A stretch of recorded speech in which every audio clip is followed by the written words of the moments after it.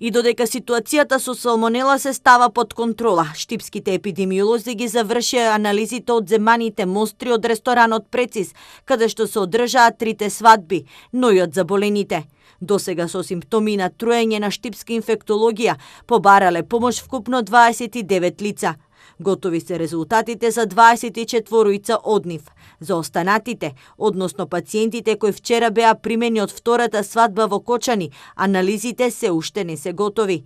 Од 4 свадби, 3 во Штип и 1 во Кочанско тркање, вкупно има 24, а кај 17 од нив е откриена бактеријата салмонела. И според епидемиолошката анкета, поголем дел од заболените консумирале пирошки од кочанската фирма Гицов. Во меѓувреме, готови си анализите од земаните мостри во ресторанот Прецис. Заедно со Државниот санитарен инспекторат, Агенцијата за храна и ветеринарство, Центарот за јавно здравје, направивме увид во хигиенски санитарната состојба на ресторанот Прецис. По извршеното микробиолошко испитување на земените материјали за анализа, откриено е присуство на стафилококи кај поголем дел од персоналот, како и бактерија салмонела во измет кај 2 лица. Информациите се доставени до сите надлежни институции кои треба да реагираат согласно законот. Информира денес директорката на Штипскиот центар за јавно здравје Марија Димитрова. Што се однесува до храната што се служела во Прецис, епидемиолозите не успеале да пронајдат примероци од неа, поради фактот што труењето кај нив било пријавено со 3 до 4 дена за доцнување.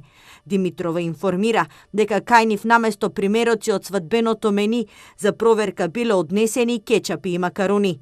Со официјален став вчера попладне излезе Агенцијата за храна и ветеринарство, од каде што информираат дека операторот за храна, кочанската фирма Гицов, не била регистрирана како оператор и кај нив биле пронајдени околу 100 килограми залиха од спорните пирошки.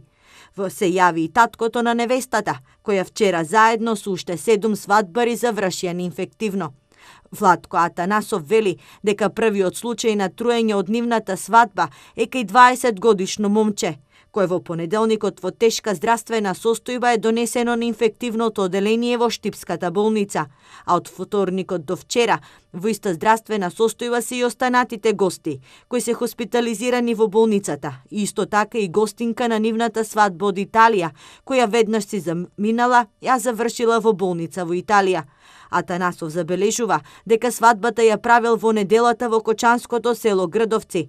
Свадбеното мени му обезбедено преку кетеринг, односно од истата кочанска фирма, која ги дистрибуирала пирошките и на останатите свадби во Штип и Кочани. Таткото на невестата најави дека ќе поднесе и приватна тужба против сопственикот на операторот со храна, кочанската фирма Гицов.